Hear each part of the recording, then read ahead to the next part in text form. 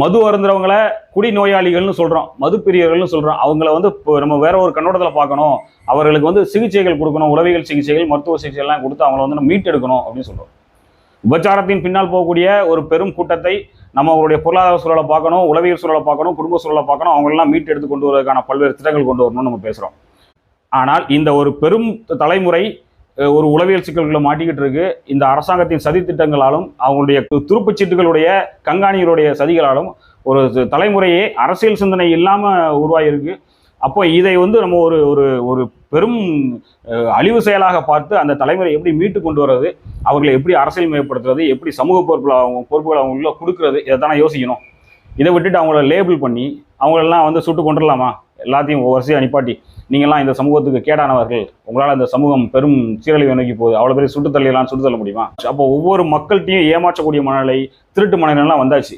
இவங்கெல்லாம் போடக்கூடிய ஓட்டுகள்லாம் அவங்களுக்கு புனிதமாயிருது. ஆனால் இந்த ரசிய மனப்பான்மை கொண்டவர்களுடைய ஓட்டுகளை மட்டும் ஒரு நேரேஷனை செட் பண்ணி ஒரு தீண்டத்தகாதவர்கள், தீட்டுடையவர்கள்ன்ற மாதிரி கொண்டு போகிறது, ஒரு பெரும் மனநோயாளிகளாக அவர்களை சித்தரித்து கொண்டு போகிறதுலாம் எவ்வளோ பெரிய அயோக்கியத்தனமான ஒரு விஷயம். உண்மையிலேயே வந்து தற்கொலைகள் வந்து விஜய் அவர்கள் பின்னால் போகக்கூடிய அந்த ரசிக கூட்டமா, இல்லைன்னா சீமான் அவர்கள் பின்னால் போகக்கூடிய ரசிக கூட்டமா? ரெண்டுமே ரசிக கூட்டம் தான், அதில் எந்த மாற்று கருத்தும் இல்லை. இந்த ரெண்டு ரசிக கூட்டத்தில் யார் தற்கொலைகள்னு நம்ம பார்த்தோம் அப்படின்னா, முழுக்க முழுக்க அந்த ஒரு மாய பிம்பத்தின் பின்னால போகக்கூடிய இவங்களாவது யதார்த்த உலகத்துக்குள்ள வாழ்ந்துட்டு இருக்காங்க இந்த விஜயோட ரசிகர்கள் எல்லாருமே. ஆனால் சீமானுடைய ரசிகர்கள் எல்லாமே கற்பனை உலகத்துக்குள்ள வாழ்ந்துட்டு இருக்காங்க. இந்த கஞ்சா அடிச்சவனோட கற்பனை மனநிலை எப்படி இருக்குமோ அந்த மாதிரியான மனநிலைக்குள்ள வாழ்ந்துட்டு இருக்காங்க. அப்ப எப்படி அவர்கள் தற்கொலை இல்லாம இவங்க தற்கொலை ஆக முடியும்?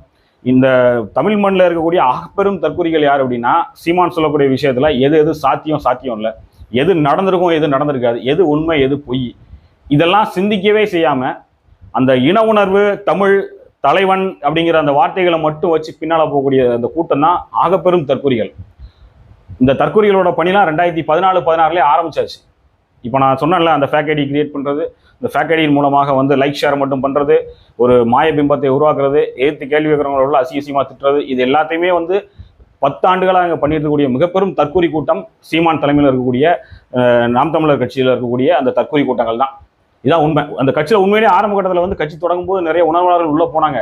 எங்களுக்கு குடும்பம் முக்கியம் இல்லை, எங்களுக்கு பொருளாதாரம் முக்கியம் இல்லை, எங்களுக்கு இந்த இன விடுதலை மட்டும்தான் இலக்கு, இந்த ஈழத்துக்கான நீதிகள் கிடைக்கணும், இந்த மண் விடுதலை பெறணும், அந்நியர் ஆதிக்கத்திலிருந்து தமிழ் எல்லாரும் ஆதிக்கத்திலிருந்து இந்த மண் மீட்சி பெறணும்னு சொல்லி உணர்வோட நிறைய பேர் உள்ளே போனாங்க.